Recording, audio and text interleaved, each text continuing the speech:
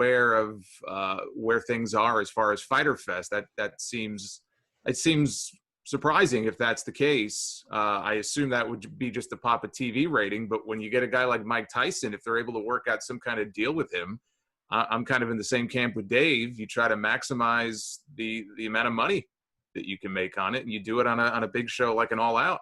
Yeah, I think Tyson will be at Fighter Fest, but I think they'll probably have a contract signing between him and Jericho for All Out. That would make more sense. Yeah, and I think the Brian Cage versus John Moxley match really doesn't, for me, it's no offense to either performer, but Cage comes in, wins that Casino Royale ladder match, and gets the title shot. I love the pairing with Taz, but this doesn't make me want to order or watch, the match. It's not something that is very intriguing to me, and I'm sure I'll get murdered for that, but it's just not. Well, it won't be a match, right? Tyson, remember, he never had a match per se in WWE. He was in. Well, he did. Did he? Yeah. Well, yeah. Tag match. Oh, the tag match. Technically a tag team match, which is the one where he turned on Jericho. Fair enough. 2010, 1998, when he was the catalyst for the turn for WWE. He was just. And he had floated that as an idea. He was saying, right now nothing is signed, but it could be anything. It could be a wrestling match. And then he said it could be a boxing match, and it gave me horrible flashbacks to Mr. T and Roddy Piper from WrestleMania 2, which was no bueno. So if it were me, I don't personally have the appetite for a boxing match. But, yeah, it could end up being some kind of a 3-round boxing fight. And, Jericho and these big boxing gloves could be entertaining. Yeah. I don't know if they want to play it off for comedy or not. Look, I think if you can get Mike Tyson in for any kind of match, if it's a wrestling match, it may not be that good, but it's the attraction of it.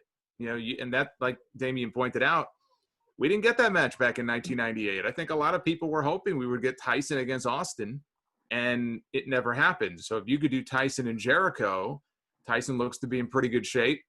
For a guy his age, he's getting back into fighting shape. I say you do it and you make the most of it, because I think he could still do it. Would you guys like to see a 6-man tag match? Because that's what I would like to see. I'd like to have Tyson and the Young Bucks take on Jericho and Santana and Ortiz. That's what I would like to see. Tyson's lost it. Not for me. He's lost. Yeah, but I mean, so I put the question again that you asked. Do you really want to see a one-on-one? You know what? It has to be Tyson with gloves on.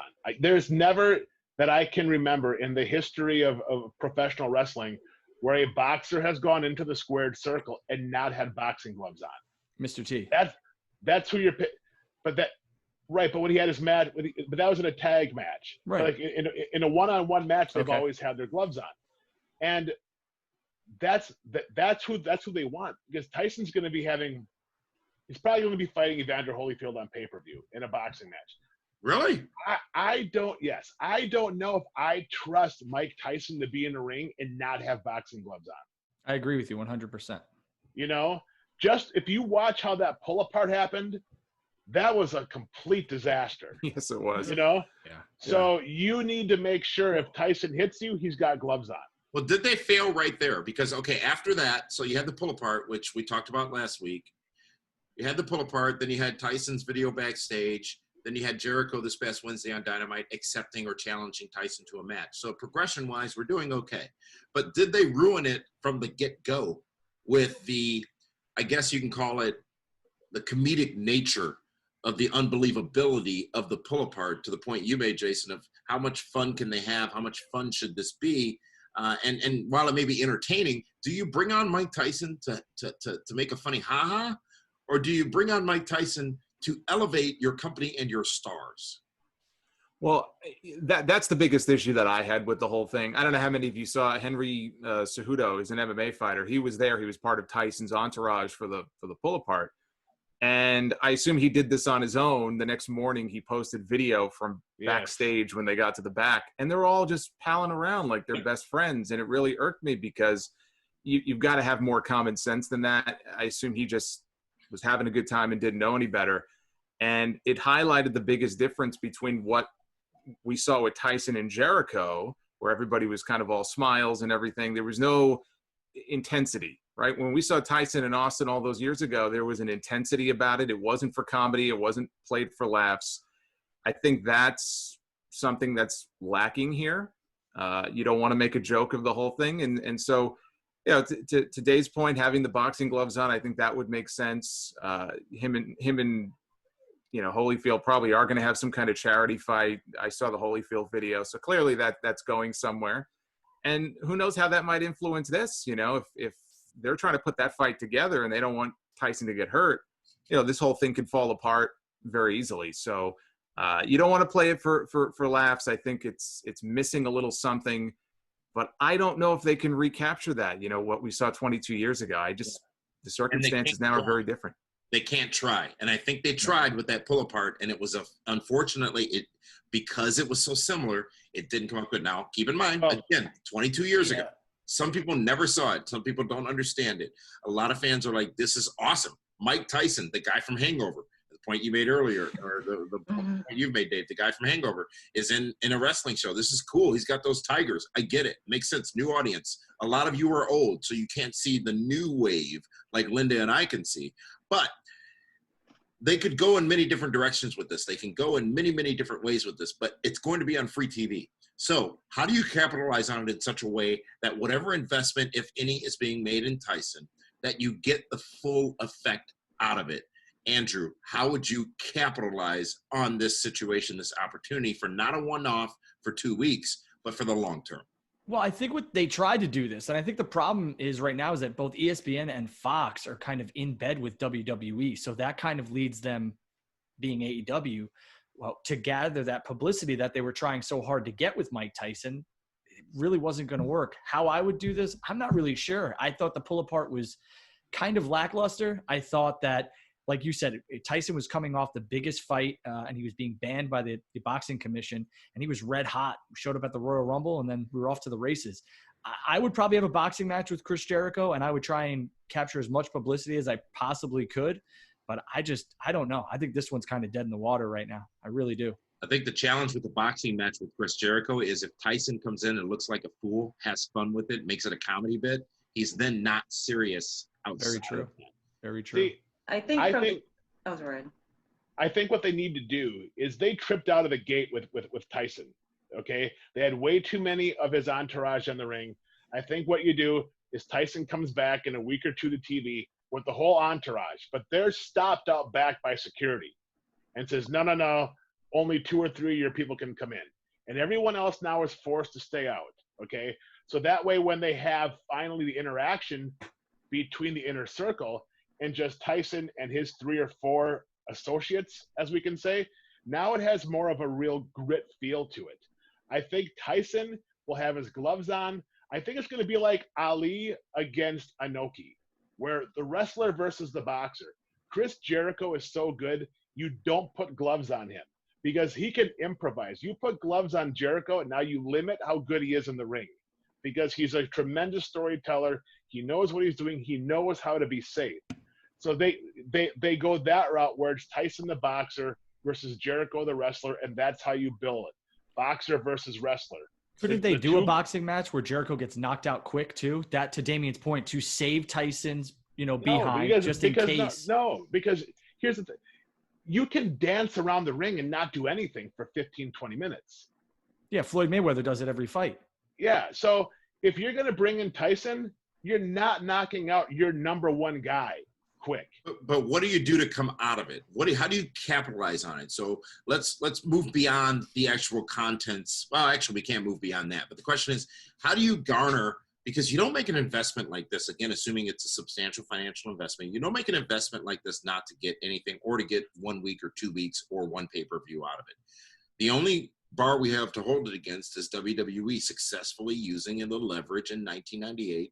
And that really, I think, was a catalyst for them taking over WCW in the ratings wars. But how does AEW do this? What should they do to capitalize on it, Jason, going after whatever they do with Tyson? Well, I mean, as far as capitalizing on it, the problem that I see is when we saw Tyson previously, just to use the Austin stuff as an example, Austin, he was already going to be a big star, right? But he was a star on the rise. They used Tyson to sort of solidify Austin as this big megastar. Jericho's already an established veteran. Jericho doesn't need the rub from this. I almost think it would be better if they had somebody like an MJF working with Tyson because Yeah. he's a heel like Jericho is, but he's a young star on the rise. He could get a lot more out of the rub than Jericho would, I think, from this. And I think that would be actually fantastic. And it's too bad they didn't go in that direction. I think the best you could hope for at this point is that if you can get a match out of it, whether it's a boxing match or a wrestling match, keep it short, put it on pay-per-view, for God's sakes, don't put it on TV.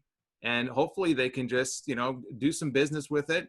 They'll get a little bit of exposure. Again, the way things are right now, you're not going to get the kind of publicity that maybe you would have gotten at another time, but just take advantage of whatever little bit of publicity you can get and then just move on. I don't know what more you can really, do with Tyson. They're already going down the road with Jericho. You've got to give it some kind of conclusion. Just do the fight, make your money, and just hope for the best. One of the things that AEW has in their favor that we don't talk about enough is that the father owns the Jacksonville Jaguars. So he has NFL pull, NFL connections. You don't think some of those NFL players aren't going to put their 2 cents in on Mike Tyson coming and fighting in Jacksonville? There's ways of getting it. There's ways of getting the word out. We saw the football stuff though at what was the pay-per-view that just happened? Double or Nothing. Yeah, we saw that. We saw the football connection. But you didn't see any of the NFL players. Yeah, that's what I'm talking about. Yeah. And for that reason, I think it's too bad that it's almost happening too early, because if the NFL season was active right now, you'd have to think they'd get even more publicity. They can plug it during the games and stuff, at least maybe not on Fox, but, on some of these networks. So the summer is almost like kind of a dead period. I think that might hurt them in terms of the publicity. But let's not forget the NBA is coming back also. That's true. And the NBA is on TNT. Well, who is TNT? Remind me. TNT, is that Viacom, or is that what conglomerate are they part of? Isn't that Warner? Yeah. It's Warner. Yeah. Okay. So, and if you remember when AEW was starting, they were all over everything that was on TNT. Still are. I think but it'll be more if Mike Tyson's involved. Doesn't matter if Tyson's going to be at Fyter Fest or if he's going to be at All Out. It doesn't matter. TNT is their business partner because they win with it, and they're going to get behind them 110%. Yeah, ESPN, is great to have, but I would rather get 500 commercials during the week on TNT promoting it than 1 or 2 segments on SportsCenter. Well, the problem when basketball comes back is they're supposedly the schedule is like 5 to 6 games a day, and TNT is the home of basketball. What happens to Dynamite on Wednesday nights? Do they move to TBS? I mean, that's going to be a big challenge. If anything, the NBA will move to TBS. Oh. I don't know about that. Yeah, that's being very optimistic. They're paying more for the NBA programming than they are the AEW programming. But hey, the Westminster Kennel Club Dog Show never kept up. So that's why Vince moved the spike. Remember? But hey, Nitro back in the day, Nitro was preempted because of NBA basketball. It was, yeah.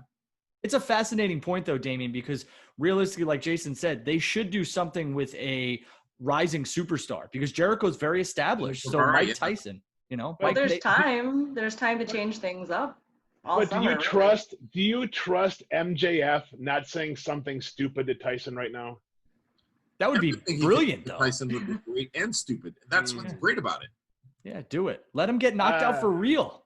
I don't know. Actually, that would be perfect for MJF, right? Right. You could get more out of it long term. Okay, if you're Mike Tyson, who are you more comfortable with having a program with? He doesn't. MJF. He doesn't know. Jericho. Of course he does. Mike Tyson's management group is saying, "Yeah, let's go with one of the greatest of all time." Mike Tyson's management almost got him to fight Tyson Fury, which would have been a disaster.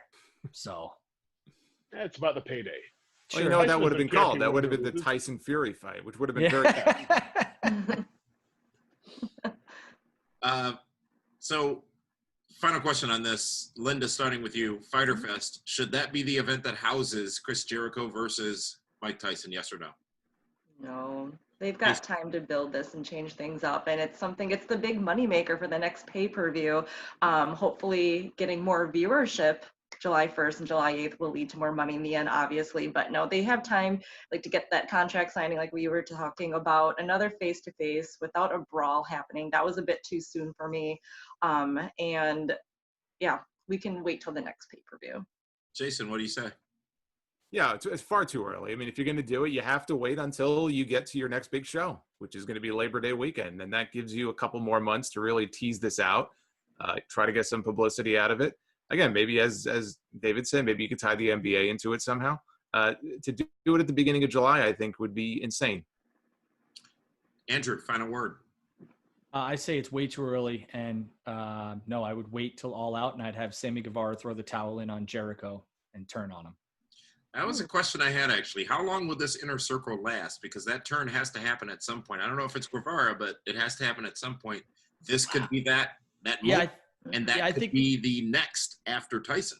I think he's I'm going to be honest with you. I think he's the star of that group besides Jericho. I think he really is the next. I don't need you to tell me how big a star Sammy Guevara is. I know. You're on the train. I get it. He is. I get it. I'm just saying, I think that's how I would break them up. And then that kills two birds with one stone. You have him throw the towel in on Jericho. Jericho looks at him like, what are you, nuts? And that's it. Tyson wins the boxing match. Arnold Scotland throwing the towel, which got Hogan the championship, I think it was. Do you think it's fair? Go ahead, Dave. Do you think it's fair, talking about your boy Sammy Guevara, taking LAX out of the equation? Is Sammy Guevara the Randy Orton to Jericho being Triple H from Evolution? I think so. Yes. That was Batista, right? Was it? Or no, it was Orton. You're right. Orton did it too. Look, let me say this. When you are Sammy Guevara and you could take a tweet about a real news story of a tiger being loose and then say it all happens again, run, Sammy, run. That's why he's endorsed. The man is he's perfect. Jericho couldn't keep a straight face last night. I mean, the singing to his theme song, Jericho was God, dying. it sounded like a dead animal. I've heard Cats in an Alley sound better. You know what I mean? It's been a really long time. Well, I got to say this one thing about Sammy Guevara, because he doesn't win very many matches, which is too bad. But I know he's wrestling Colt Cabana, I believe, on Dynamite this week. So I believe Sammy is finally going to win a match. At least I got my fingers crossed. But that's what's great about Sammy. He doesn't need to win. At some point, everybody's got to win. I'm not sure there has been a greater new, and he's not new, he's been around for a little while, but, we talked on Thursday show, Dave, about Drake Maverick and him having it and having that special talent and having everything. Sammy Guevara has the same thing. The charisma, the athletic ability, the energy, the likability, the hateability. It's rare to find those talents in wrestling, and many people have said, not just me because he's endorsed. In fact, Hurricane Helm said it on this program. He's a special talent that has big things ahead of him. And you, Dave, by that look on your face, you just hate him. Why? No. Because he's less than 200 pounds. Yeah, well, that's call him a vanilla midget. Watch, here we go. No, he's Latin. He can't be vanilla. Maybe something else, but. He's going to be something because they paired him up with Jericho. They put him under the best learning tree they can have in AEW for him. He says, here, you go with Jericho. You're in the inner circle. He's going to teach you how to be amazing. And Guevara hasn't won many matches, but he's the one guy it seems a lot of people tune in every week to see because he does something creative or witty or a smirk that just – it's funny, like him and Matt Hardy when they cross paths. That was an important part of the show because of how they have built up Sammy Guevara to mean something, and then Matt Hardy just because he's Matt Hardy. Jason, why does he need to win a match? Well, I mean, it's at some point, yeah, he has to win a match. I mean, you don't want to. I understand that he's known for his comedic timing and he's doing a lot of funny stuff, but. I do think, call me crazy. I do think wins and losses still mean a little something, and AEW. Well, they do in AEW. Yeah, and in AEW, they're supposed to mean a lot with rankings and everything. I think at some point, just to maintain some credibility, you're partnered with Chris Jericho. I think for the sake of the inner circle, it doesn't help the group if they have one or two guys who lose all of their matches. I mean, I don't want him to be like what, I'm trying to think of, they have 50 NWO members, but take your pick. I mean, at some point, it got watered down, and people didn't look at it the same way. He doesn't have to win a lot, but I do think he's got to win some matches. Were you a fan of Iron Mike Sharp? I was. He never won. Well, Here's that's the not true. thing. He did win a few early in his career. What on the Latin version of Challenge? No, like Wow. usually high on the card on those old Madison Square Garden shows. He got a couple of wins back in the mid '80s. Didn't Virgil lose a ton of matches too and was still very prominent in WWF? I wouldn't say very prominent, but he was prominent to a degree. Here's the beauty, Jason, to what you're saying about how wins and losses mean something in AEW. As the inner circle is starting to slowly crumble, and I think it's going to really crumble after Tyson beats Jericho. And when Jericho brings out his list and he evaluates the team, he's going to look and see, you know, Sammy, you have yet to win a match. And there is the payoff for him losing all the time. He's the guy that might win 1 or 2 matches. He'll probably have like a 2-13 record, you know, this year. And that's going to be the weak link on the team, which will then cause Jericho and LAX and Swagger or Hager to get rid of him to then make Sammy Guevara their top babyface. The only person that's going to crumble from the inner circle falling apart is going to be Jake Hager, because I don't see where he goes from there. I really don't. Well, great discussion, guys. A little bit of time remaining here in the lounge, and we want to remind all of you who are watching to chat along with us. We are live here on Fight TV, our great broadcast partner, but we're also on YouTube, Twitch, Twitter, and Facebook as well. So not only watch the show, like the show, subscribe to the show, turn your notifications on, and share the show with your friends and family, because nobody loves anything better than waking up to Linda Kay in their mailbox. I'll You take mean it. DMs? Do you mean DMs? No, you slide into those. You send and share with them. Oh, I gotcha. No one ever slides into my DMs. I don't get it. Are they on? Wasn't that like a feature where it said you can slide? Or You got to have them open. Are your DMs open to slide or what?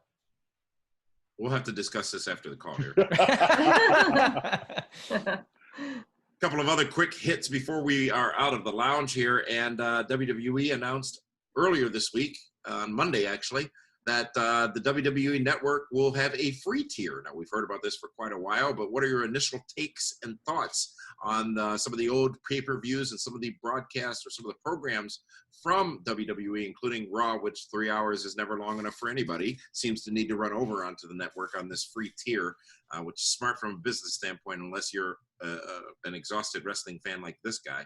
But Linda, what strikes you about the news of this free tier of the WWE Network?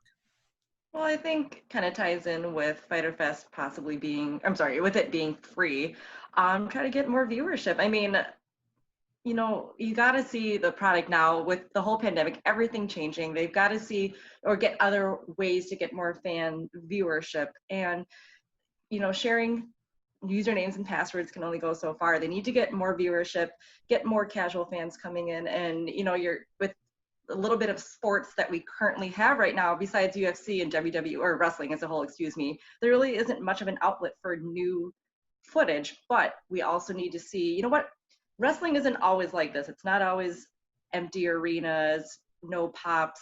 You can go back and see what it really truly is. And then when we get that chance to be back live at events, that payout will be right there.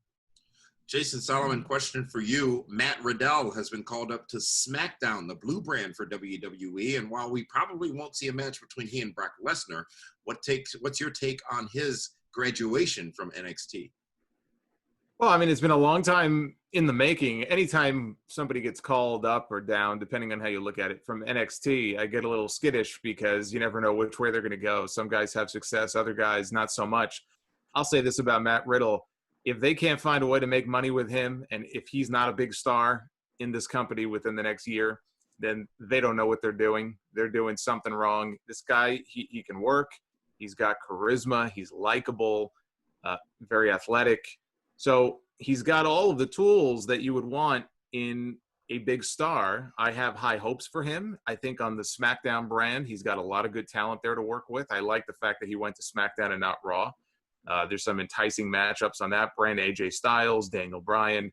Very interesting to hear Kurt Angle the other day talk about how he turned down the chance to manage Riddle, and he had assumed that had he taken the position that it would have eventually built to a match with him and Matt Riddle. I don't know how I feel about that, but if they were looking at having Kurt Angle manage him, it gives me hope that they see what they have in this guy and that he'll do big things. And maybe one day we'll get that Brock Lesnar match or Goldberg or somebody, because I think there's money in both those matches.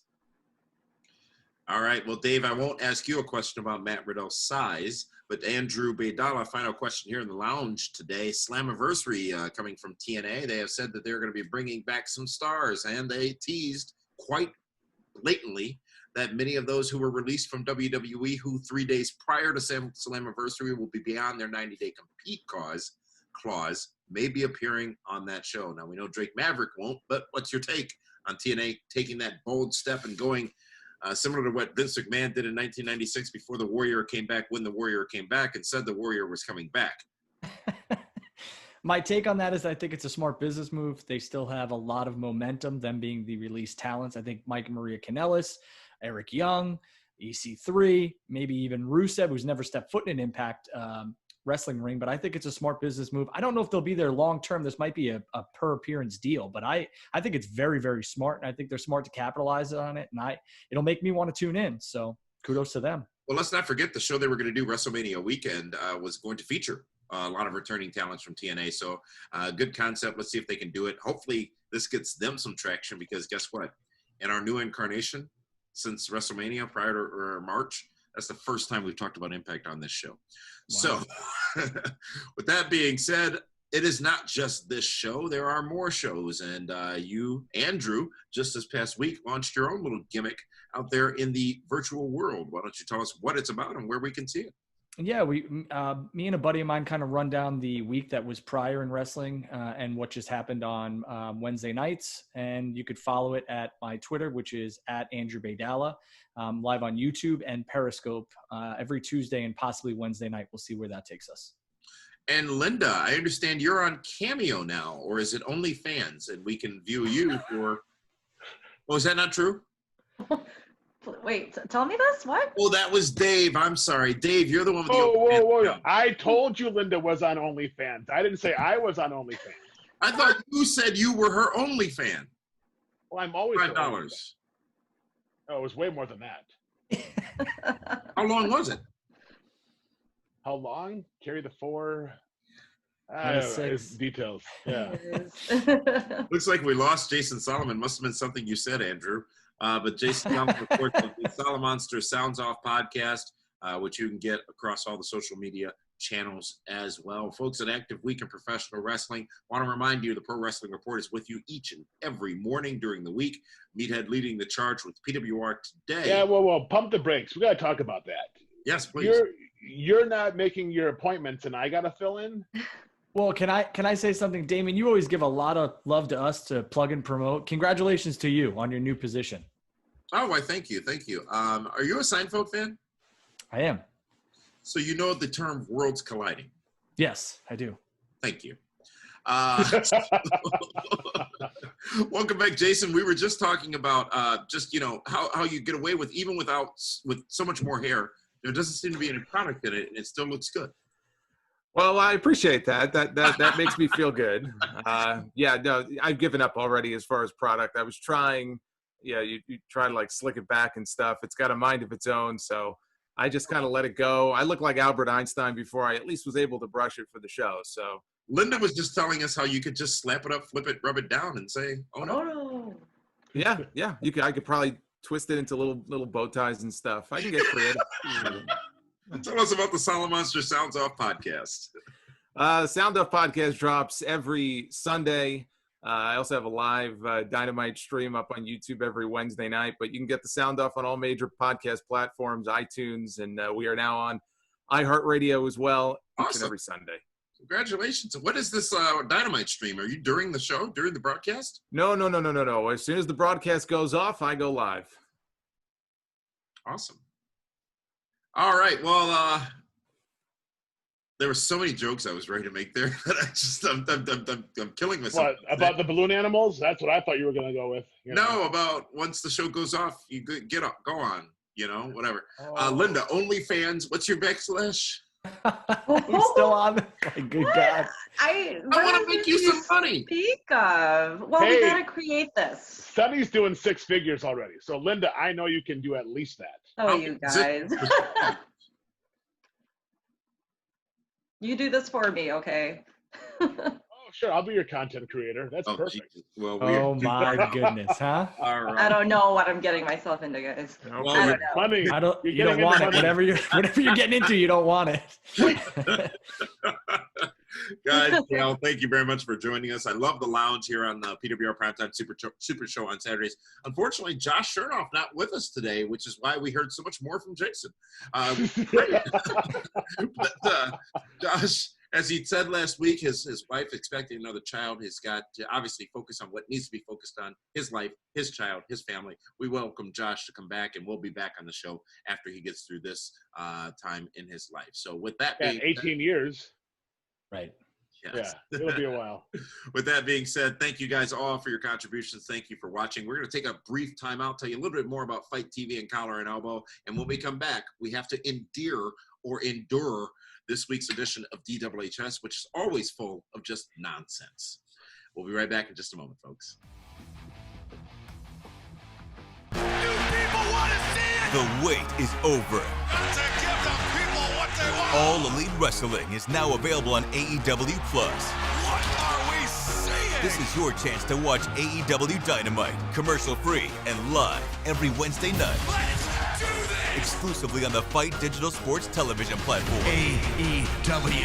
AEW Plus is available in over 100 countries outside the U.S., Canada, Germany, and France. AEW Plus can be viewed on your smart TV, mobile device, Apple TV, Roku, Amazon Fire, or at Fight.tv.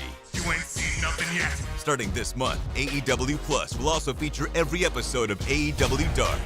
Download the Fight app now and join the revolution today.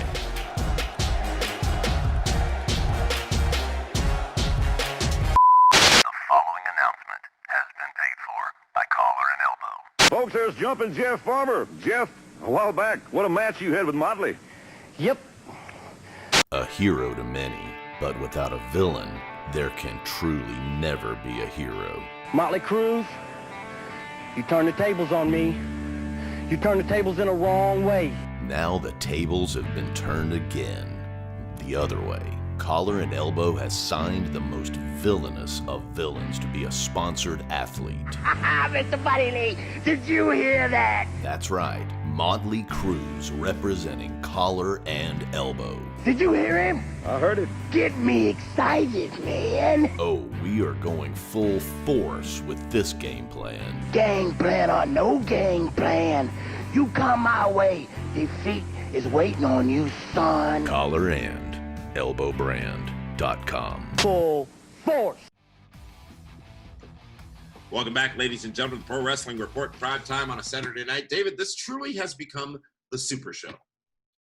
It's amazing. It's like the super show of super friends of the Pro Wrestling Report and Nelson family on this way on the side. Yeah. I love it. Great atmosphere. And I will say, how about Linda Kay? I will say this, I love going into the lounge. I miss Josh Chernoff already. He's You know what? I miss him too, but everybody got to speak tonight. So that's a win-win for me. but Well, I don't know if you need to go that far with it, but I want to talk about some other men that have been kept down. Let's talk about Chris Jericho and Mike Tyson. That fight match. Wait, what do you? You're changing the subject on me. You're taking the whole. Well, because I'm uncomfortable where you're taking your conversation. Well, okay. So here, who's presenting this segment, Dave? Collar and Elbow. Who else? Go to collarandelbowbrand.com. Use promo code PWR360 and save money on some of the greatest, most comfortable wrestling fashion t-shirts you are ever going to see, including the amazing Shad Gaspard shirt, where 100% of all the proceeds for Shad's shirt go straight to his family. But you can check out some really cool shirts, some Tiger King, some new shorts are coming. We got hats, jackets, Good Brother gear, tremendousness, Mean Gene Okerlund t-shirt. But let's talk about AEW. Mike Tyson and Chris You want to Jericho. talk about AEW?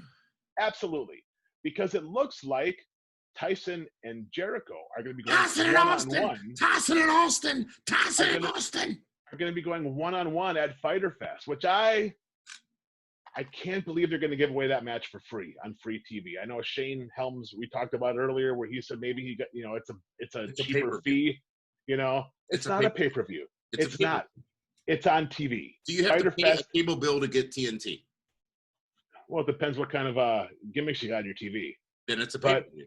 You have to watch it. Pay-per-view. Okay. You're getting lost in the context right now. I'm about the details here. And the match got off on the wrong foot.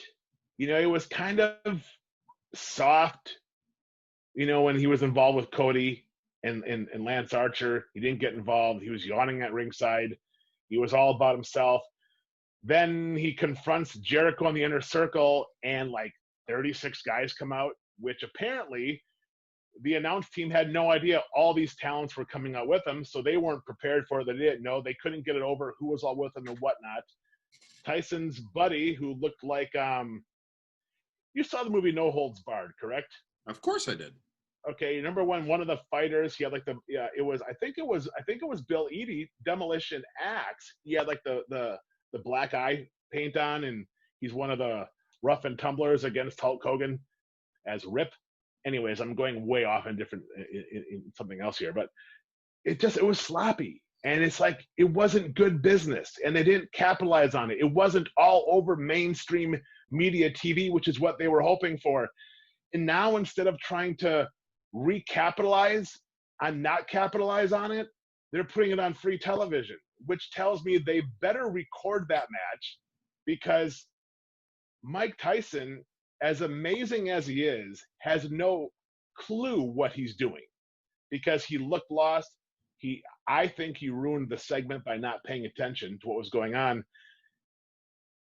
And yeah, I don't know if this is good business to give away a Mike Tyson fight, because he's gonna win. Chris Jericho is not gonna beat Mike Tyson. So now you're gonna give away a match on free TV with Mike Tyson knocking out who is your top star in the company. And I just think that it wasn't produced right. It's not being planned out properly. Kudos to them for trying, but I'm severely concerned that Mike Tyson might actually be bad business for AEW, because if they don't improve their ratings numbers, it was a lot of lost money. So let's hope Cody and company can reel Mike Tyson in, do something different to create buzz, make it look good, make it look like a main event fight, not feed off of what happened in WWE, because that's the backstory. You got to change that a little bit, because you don't want people going back to that footage first. But if they don't, it could be the first real stumbling block of AEW. And with that, David Hero has spoken. You may want to take that spoken back, because you're just so wrong on so many levels. How great is it going to be to get that mainstream media attention on television? Okay, but Damien, what was the ratings this last week? Like 750,000 people, right? Sure, we'll go. And it was closer than the show has been in the past. Right. So if they don't do 1.1 million views, 1.2 million views, if they don't pop up another 500,000 people on free TV to see Mike Tyson fight, but they can't. They could. But here's the thing. They won't. But here's the problem. What's the problem? Let's say they get 1.5 million people to watch, because I think they got like a 1.3, for their first couple episodes. Okay, so the potential is there to hit that number. They need to do something to keep them the following week and the week after that. Their product already does. But if you pop up 500,000, you can't drop back 500,000. But what if you drop back 200,000? What if you drop back 300,000? Net gain 200,000. That's great. Then that's a win. That's what I'm saying. They have to be able to, keep some of that victory. Let me ask you this. For the Let me ask you this. As a wrestling promoter, you bring in big name talent for some of your shows, but not all. Why don't you bring them in for all? Do you bring a big name talent in for one show to hope to get a pop for the next show because they saw what they like? it depends on the budget that I have for the show. Some shows, it could be a bought show for, a county fair or something like that, and they only have X number of dollars. Well, there's no money to bring in the big name. I bring in a name for every one of my shows that I personally pay for myself. But that's Yes. the draw, right? And they're going to see other Absolutely. great wrestling, and maybe you're going to gain some of those attendees. But the GLCW fan base has now been conditioned that every month they're going to see a Billy Gunn, a Road Dogg, a Kevin Nash, a Goldust, a Jim Ross, a Road Warrior Animal, an ODB versus Molina. Yeah, I get it. You know what I mean? And it's like, let's say you watch, and this is going to come off completely wrong. I'm going to probably get a ton of heat for it, but it is what it is. You watch and you see Jericho versus Mike Tyson. And you're like, oh my God, you've never watched AEW before. You know what? That was pretty cool. I'm going to watch next week. You know what? It's on 7 o'clock Wednesday. I can't wait. I tune in the next week, and I'm ready because I used to watch in the Attitude Era, and I'm like, oh, this is going to be freaking awesome. Here we go, folks. And I get Orange Cassidy against Marco Stunt. I knew it. I knew exactly. Your clicker was on from the moment you started talking. Hold on a second. I love Marco Stunt. He is an amazing guy, and I think Orange Cassidy is super talented. I mean, both guys would give a very entertaining match, okay? But for the guy that watched Steve Austin beat the hell out of Vince McMahon and the 20 years ago. DX, 20 years ago. Exactly. He's not going to stay and watch that. But the new audience might likely stay. And probably maybe. will, because I'm not talking about that. I'm not talking about that new audience. I'm talking about the guy. I'm not talking about the guy that tuned in to watch Tyson versus Jericho, who's going to be our age. He's not going to be 25 years old because he doesn't know who Mike Tyson is. He's the guy from the movie Hangover, as far as he knows. Which, well, I mean, that's still good. Right, but you and I remember Mike Tyson as a bad man, a bad ass. The baddest man on the planet. Absolutely. All right. Well, it is your segment, so I will let you do as you do with it. But I just don't agree at all. So, but hey, you know what? It's okay. You don't have to agree. You'll just be wrong as usual, because at the end of the day, that was the DWHS. And with that, David Hero has spoken. Is that has spoken? Right? Okay. Yes. Well, folks, we are coming up on the end of the broadcast here. I want to thank you all for joining us. It's been an action-packed show, but we would be remiss if we did not acknowledge the times we're in. And David, we've talked privately about this, and we don't want to, at any point in this episode, have been felt to have been taking light of the situation, not only with obviously COVID-19, but with the real distress that is going on in many pockets and many areas, in fact, across the entire country. And we support the movement. We support rightness. We support things to be done fairly. And unfortunately, in this country for a long time, there's been a lot of inequity and a lot of inequality. And I think that what we're seeing over these last few weeks is a movement that will get us to a better place. And no matter which side of the movement you fall on, I think that we could all step back and look at and ask ourselves, are we really doing as great as we can for everyone in this country as we may be doing for some groups of people in this country? And that is the only question I ask you to ask yourself. We here at the Pro Wrestling Report have been always about having fun. We have many times avoided discussing a lot of these global issues, but I think, David Hero, you would agree, things are different this time. And and I think that the spirit of the movement is right. I think that there is positive change that's going to come of this, and when the people speak, that is when these things happen. And it's a tough time right now, and I'm glad we have wrestling as a release. Yes. I'm glad we have entertainment as a release, and I hope that very, very soon we will all be able to enjoy these things on an equal plane and to move forward in a better place in our country. Absolutely. Who would have thought that our leaders in this would have been The Rock and Titus O'Neil? And I think they both have done a great job. we're supporting the good guys on both sides. You know what I mean? And at the end of the day, you know, I'm looking forward to a lot of great changes going forward for everybody.